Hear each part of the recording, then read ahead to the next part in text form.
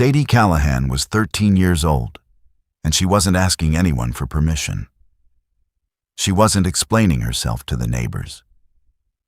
She had a single, quiet purpose, and it started the morning she borrowed her father's truck bed to haul home a load of rusted-out stock tanks nobody wanted. If stories about kids who see value where everyone else sees junk move you, subscribe and join us every day. Drop a comment and tell us where you're watching from tonight.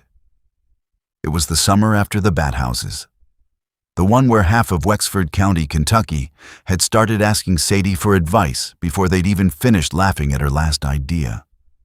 The Callahan farm sat where it always had, 20 acres of pasture and cropland bordered by black locust trees, a white farmhouse with a wraparound porch, and a red barn with a peaked tin roof that had seen 3 generations of Callahans come and go. That summer brought a problem nobody in Wexford County had a good answer for. A dry spring had left the garden soil thin and cracked, and what little flat, tillable ground the Callahans had left after the pasture, and the hayfield was already spoken for. Ruth wanted more vegetables for the table, and for the farm stand she'd started running on Saturdays. Tom needed every acre of good ground for the corn. There wasn't room for both, not with the land they had. Sadie noticed the problem the way she noticed most things, quietly, turning it over in her head while she did her chores. She'd been reading through old farm bulletins in the country library, the kind with faded covers and diagrams of things nobody had built in 50 years, when she came across a mention of stacked growing systems, structures built up instead of out. She didn't have money for lumber or steel, but she knew where there was metal nobody wanted. Denny Pruitt had a scrap pile behind his equipment shed, a dozen or more galvanized stock tanks so rusted through with pinholes that they couldn't hold water for cattle anymore. Carol Ashby had 3 more behind her barn. Old Otis Kranz, who'd retired from farm equipment repair 20 years back and still knew more about metal than anyone in the county, had a stack of them too. Tanks he'd been meaning to haul to the scrapyard for a decade. "You want my junk tanks?" Denny asked her when she showed up at his gate with the truck. "What in the world for?" Sadie didn't explain. She just said thank you, loaded 4 of them, and drove off with Tom following behind in his own truck to help. That was the whole conversation. Sadie had learned, from the bees and the bat boxes both, that explaining a plan before it worked only invited people to talk her out of it. Better to let the tanks speak for themselves once they were doing something. She started the next morning, going through each tank one at a time in the yard behind the equipment shed. Walter Callahan, 71 years old, watched her from the porch for the better part of an hour before he came down to see what she was up to. "Rust like that," Walter said, running a hand along one tank's seam. "Some of it's just surface. Some of it eats clean through and leaves a hole big enough to lose a boot in. You want to sort the 2 apart before you build anything, or you'll be doing this twice." "How do I tell the difference?" "Tap it," Walter said. Surface rust rings solid. Rot through sounds hollow, and it flakes when you scratch it with a nail. I used stock tanks like these back when I was younger than you, before we went to the concrete ones. Learned the hard way which ones held water and which ones didn't. That was more help than Sadie had expected, and she took it seriously. She spent 2 full days tapping every tank with the handle of a screwdriver, listening for the difference Walter had described, setting aside 6 with holes too far gone to trust and keeping 11 that rang solid despite their rust. The 6 damaged ones she stacked separately, planning to take them to the scrapyard herself once the summer settled down. The 11 good tanks she sanded by hand, working the rust down to bare metal along every seam, then coated them with a food-safe sealant Walter helped her order from the co-op, the same kind used to line water troughs for livestock. She lined the interiors with heavy pond liner scraps Otis Kranz had left over from a project years back. cut to size and pressed into the corners so no bare metal would ever touch the soil or the roots growing in it. Her plan was simple in theory and complicated in practice. She wanted the tanks stacked in tiers, each one raised above and slightly forward of the one below it, so that water draining from the top tank would trickle down into the next and the next after that, instead of disappearing into the ground. 4 tiers, 6 columns, built up against the barn's south-facing wall where the sun hit longest through the day. The first tier she built collapsed within a week. She'd stacked 3 tanks high on a simple wooden frame, packed with a heavy garden soil mix. And by the 4th night of watering, the bottom tank buckled under the combined weight of wet soil and standing water above it, folding sideways and dumping 2 tiers of lettuce seedlings across the barnyard. Tom heard the crash from the house and came running with a flashlight. Sadie stood over the wreckage in her nightgown, more frustrated than she wanted to admit. "That's more weight than I figured," she said. "Wet soil's heavier than it looks," Tom said, "especially stacked 3 high." Sadie didn't argue, and she didn't cry. She spent the next morning doing the math she should have done the first time, weighing a bucket of the soaked soil mix, multiplying it out across the volume of each tank, and coming up with a number that made her wince. She'd underestimated the load by nearly half. She started over with a lighter growing medium, mixing coconut coir and perlite into the garden soil to cut the weight without losing the nutrients the plants needed.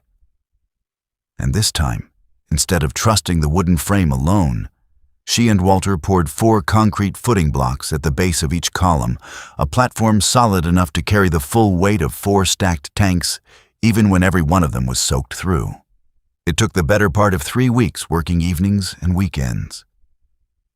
But by the end of July, Sadie had 6 columns standing along the barn's south wall, each one 4 tanks tall, staggered so the water from the top tank could reach every tier below it, through a network of old drip line Otis had saved from a greenhouse project he'd never finished.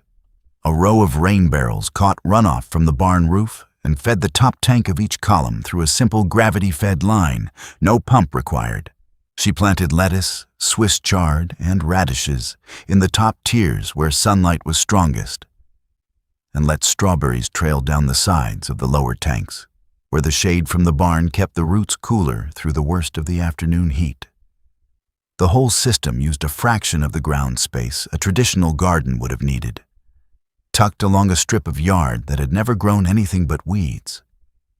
For the first 2 weeks, nothing about it looked like much of anything. The plants were small, the tanks still bore their rust stains under the sealant, and more than one neighbor driving past on the county road slowed down just to shake their head. "Looks like a junkyard with lettuce in it," Denny Pruitt said at the feed store, loud enough for the whole counter to hear. "Girls got more scrap metal than sense." "At least the scrap metal's free," Carol Ashby said, not quite defending her, but not quite agreeing either. Sadie heard some version of the talk secondhand, the way she always did, and kept watering her columns morning and evening without saying much back. She measured the water level dropping in the rain barrels each week, wrote down which tiers were growing fastest, and adjusted the drip lines where the flow ran too heavy on one side and too light on the other. By mid-August, the columns had filled in enough that they no longer looked like a stack of old tanks at all. Green leaves spilled over every edge, strawberry runners cascaded down 2 full tiers, and the chard in the top row grew thick enough that Ruth started cutting it twice a week for the farm stand. The whole structure had become, almost without anyone noticing the exact day it happened, the most productive quarter-acre on the Callahan farm, using ground that had never grown a single vegetable before. The county extension agent drove out in September after hearing about it from a neighbor who'd finally admitted the tanks were working. He walked the length of the columns with Sadie and Walter, running numbers on a clipboard as he went, measuring the footprint against what the same square footage would have produced planted flat on the ground. "You've got roughly 2.5 times the yield per square foot compared to a traditional row garden," he told them, checking his figures twice before he said it out loud. And your water use is down by more than half, near as I can tell, because gravity's doing work a sprinkler system would otherwise waste. He also told her something she hadn't expected. The design she'd built, almost entirely from things other people had thrown away, was close enough to systems being studied at the state agricultural extension that he wanted to bring a photographer out to document it for a newsletter that went to farmers across 3 counties. Word of that visit moved through Wexford County the way most things did, slowly at first and then all at once. By the time the extension newsletter came out with a photograph of Sadie's tank columns on the front page, the story at the feed store had changed shape entirely. It wasn't junk with lettuce in it anymore. It was the girl who'd figured out how to grow 2.5 times as much food on ground nobody thought was worth planting.